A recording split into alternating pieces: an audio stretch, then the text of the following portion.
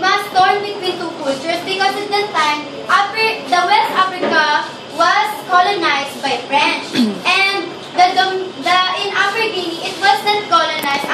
Let's say They were just they were not really colonized, so they were still independent in their culture. But then of course they somehow acquired stuff. yes, but the rest of the part of West Africa was really colonized, just like the capital of it, where he studied technical skill. And of course, when he studied in the Conakry, the dominated language was French, and he only knows the Malay language and the French language.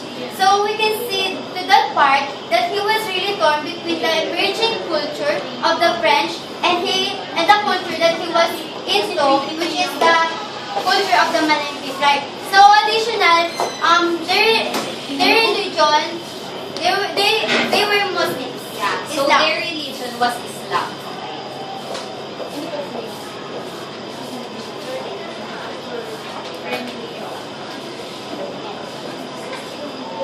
So these are the customs and beliefs of West Africa that are present in the story. Alright, so these are one of the customs of West Africa.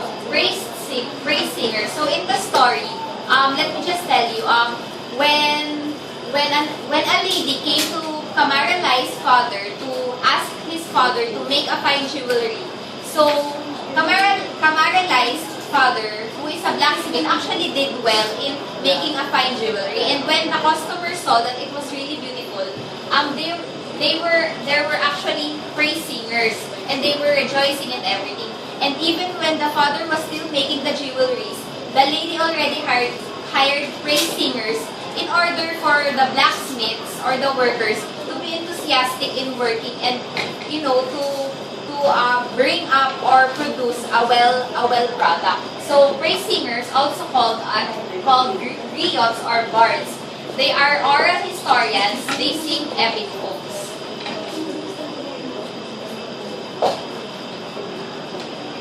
So rites of passage. Puberty rites and circumcision are very significant in the lives of Malay tribe. One cannot attain adulthood or marry without circumcision. For boys, the rite is held when they are 6 to 13 years old, who may be in group of 30 to 45 boys. So, when Kamara was between, let's say, 14 to 15 years old, he underwent a circumcision. Wherein, after the circumcision, they were a group of boys, and they were not still allowed to go back into their houses unless they're already fully healed. Their wounds are fully healed. Okay. Okay, so circumcision is like their pass or their ticket to being a mature man or a full adult man. Okay.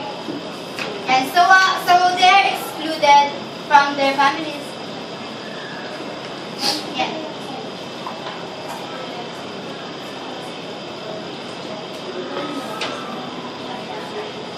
So for the family, a man link can never change the case status in which he or she is born. So in their culture, for example, they are the lower class. They will forever be lower class, even though they succeeded in their fields, even though they become successful and rich person, they will still remain in their caste status. That is why there is rarely marriage between individuals of different castes, because marrying between two different castes is strictly prohibited. So for the first class, we have the nobles. It includes the royal household or the great war leaders as well as their families. The second class is the farm owners, the traders, the merchants. And the third class are included the griots or the praise singers, the blacksmiths, which includes Kamara's parents, and the carpenters. So we can see that the mother and father of Kamara are both blacksmiths. So they came in a same class. Okay, so for the education, as we all know, Kamara Lai went to a Quranic school. So that's it is necessary for them to go in a Quranic school because they will learn to recite verses from the Quran.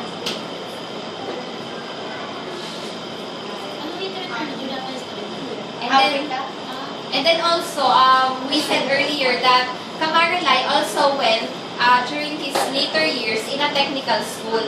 It's like their secondary education already. And the cultural heritage, there was a flourishing trade in gold and made ornaments such as jewelry. That's why, according to my earlier, the lady went to Kamaralay's father, who is a blacksmith, for him to make her a gold jewelry. Okay, so for the emotion of the text, so the text implies a nostalgic feeling. So what do we mean by nostalgic? It implies that the author actually feels longingness for his family because he was actually away from them. Actually, this account was written by Kamaralay when he was in Paris. So we all know that when you're alone studying, you're gonna feel homesick. Okay. Okay. So this is just the last part, question and answer. What role does the blacksmith play in Lai's father's good fortune? Okay, so the blacksnake, the little blacksnake, it is actually believed to be the guidance spirit of the father of Kamaralay. Kamaralay's father actually saw this blacksnake when he was still young, and then starting from that, the blacksnake appeared in his dream. So Kamaralay's fathers thought that this blacksnake is the guiding spirit, and this guiding spirit actually helped Kamaralay's father to become fortunate, to have flourishing business in blacksmithing. And what does this tell about? So wait lang. So additional, his father can foresee what will happen. That is why he already knows that Kamaralay will someday leave them because of his education. But he did not hinder his son for that education.